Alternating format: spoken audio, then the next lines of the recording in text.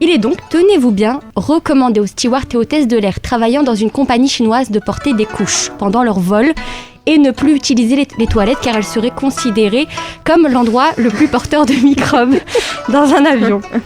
A priori, celui qui a eu cette idée ne manque pas d'air. J'ai donc compris que cette affaire, elle sentait pas bon.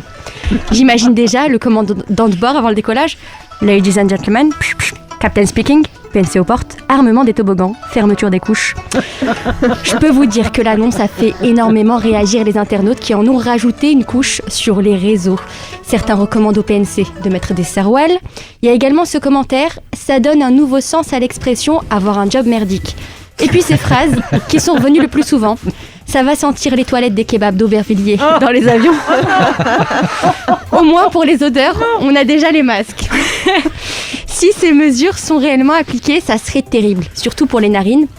Sachant qu'en 2015, un avion reliant Londres à Dubaï avait dû faire demi-tour à cause d'une forte odeur d'excréments devenue insupportable. Et c'est vrai. Hein.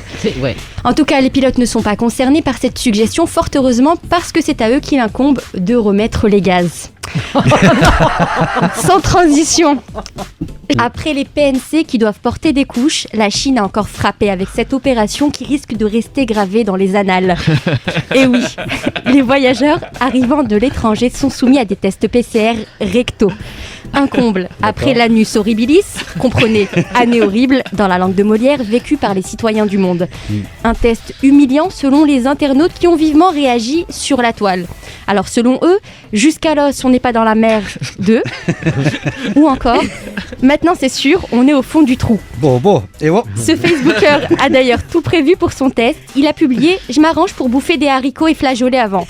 Bonne chance aux testeurs. D'ailleurs, si cette méthode était utilisée ailleurs, je vois déjà les manifestants scander « Au cul, au cul, aucune hésitation. Non, à cet écouvillon !»